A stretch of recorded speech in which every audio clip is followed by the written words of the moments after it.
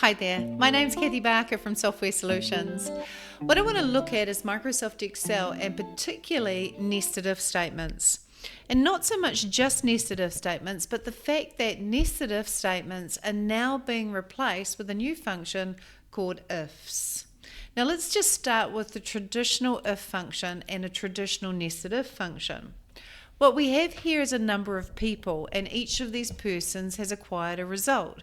And let's say we wanted to give them a grade as a result of their result. So I'll start with a nested if statement situation. I'll go equals I. Here's my if function, so I press tab. Then I press the left arrow because I want to reference the cell B2, and that's to the left of the cell I'm in. Now if B2 is greater than, say, 90, if that's my first test, as you can see here with this visual cue, I'll then press comma and say, what do I want to do if that's true? Now, if the result in B2 is greater than 90, I want to see the person receive a grade of an A+.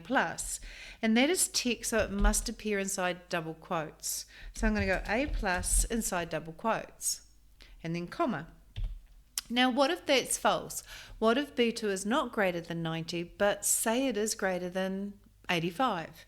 I'll do another if. So my false is another if function. So I press I, press tab, press left arrow, and I'll say greater than 85. And if that's true, they deserve an A. But if it's false, let's do another if. So I press I press tab, left arrow, and this time I'm going to go greater than 80. They'll get an A-. So notice I'm starting with 90 and I'm dropping in fives. If it's greater than 90, give them an A+. If it's greater than 85, give them an A. If it's greater than 80, give them an A-. Now let's do the B's. So comma, I, tab, left arrow. Greater than 75 is a B+. Comma, I, tab, left arrow. Greater than 70 is a B. Comma, I, tab, left arrow. If it's greater than 65, then it's a B-. So that's my B's done. Now lastly, let's do our C's. If, I, tab, left arrow, if the result in B2 is greater than 60, let's give them a C+. If the result in B2 is greater than 55, let's give them a C. And if the result in B2 is greater than 50, let's give them a C-.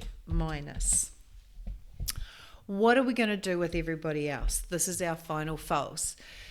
Anybody else is going to get an F. So we go double quote, F, double quote. Now this is why it's called a nested if statement, because now we close all the brackets. And you can try and sort of like visually calculate how many open brackets there are, but I find it's easier to spot the number of instances of the word if. So 1, 2, 3, 4, 5, 6, 7, 8, 9 means 1, 2, 3, 4, 5, 6, 7, 8, 9, close brackets. That is a nested if statement. I press enter, there's my first result in A+, I double click the thin black cross, and each of those results has now acquired a grade. Now that is a nested if statement, and that's the way that we've done nested if statements since the beginning of time. But now we have a new function that is going to replace the if function, and it's called ifs with an S. When it comes to nesting if functions, you can nest up to 64 if functions. But the new function, ifs, allows you to have 127, which with a little bit of rounding basically means you can have twice as many options. Okay, so let's do the grade again, but this time we're using the new function, which is the ifs function. Now the ifs function is only interested in what's true. It's not interested in what's false. So let's do this. Equals I. Now, if you don't have it listed, then you don't have the latest 365 or the latest version of Office, so you don't have the function. But if you do see it listed, you could choose this. So I'm just going to go tab. The first thing it does is a test. So let's do the same scenario but using this function. If B2 is greater than 90, comma, then that's an A+, comma. And now it's interested in the second test. B2 is greater than 85, then that's an A. If B2 is greater than 80, then that is an A minus. And there's a lot less typing, a lot less if, which is great. So let's continue and say, well, if B2 is greater than 75, let's give them a B plus. And, double quote. And if B2 is greater than 70, let's give them a B. And if B2 is greater than 65, then a B minus. So that's our B's done. Now let's say if B2 is greater than 60, we're going to go into our C's.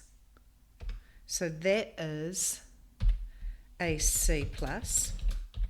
And if, bad habit, if B2 is greater than 55, then that's a C. And if B2 is greater than 50, then that's a C minus. Anything else is an F, but I have to state that. So if B2 is less than or equal to 50, then that qualifies as an F. One close bracket. There's only one close bracket because there's not a whole lot of open brackets because there's not a whole lot of ifs. The new function is ifs with an S. It's only interested in testing what's true and returning what's true. It's not interested in false. It handles 127 conditions and it will slowly see the demise of the nested if statement, which has been the norm for many decades. And so this is the new way to calculate the grades using an ifs function. I hope you enjoyed that. You might start using that.